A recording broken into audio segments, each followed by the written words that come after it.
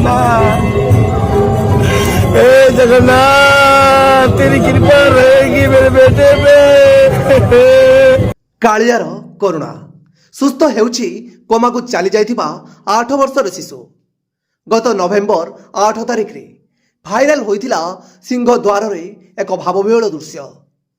निज कुनी पुओ को भल करिबा पई सिंह द्वार रे आकुल निवेदन करथिले जणे बापा।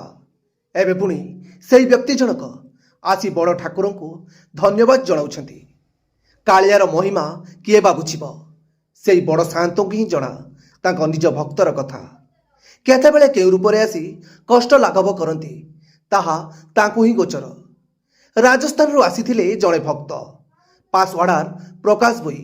कालिया कृपारू पुओ कोमारू फेरिबा परे पुणी थरे चली आसीचंती श्रीक्षेत्र धाम। पुओ को धीरे धीरे सुस्थ हेउथिबा देखि भाव भक्तिर सह महाप्रभु को जणाइछंती धन्यवाद।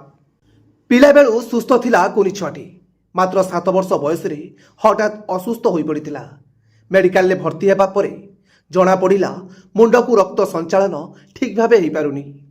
पुओ को भल करने को राजस्थान रो अनेक सरकारी एवं बेसरकारी मेडिकल रे देखाई थिले, मात्र पुओ भल हेबा परिवर्ते अधिक असुस्थ होई पड़िथिला।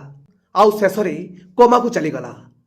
डाक्तर मध्य आशा छाड़ी देई फेराई देले, किंतु आशा छाड़ी नथिले कुनी छुआटीर बापा। महाप्रभु जगन्नाथଙ୍କ अनेक महिमा कथा शुणिथिले प्रकाश। से आशा नहीं पुओ को साथी धरी चली आसीथिले पुरी। हाथ टेकी जगा पाखरे समर्पी देइथिले पुओ को।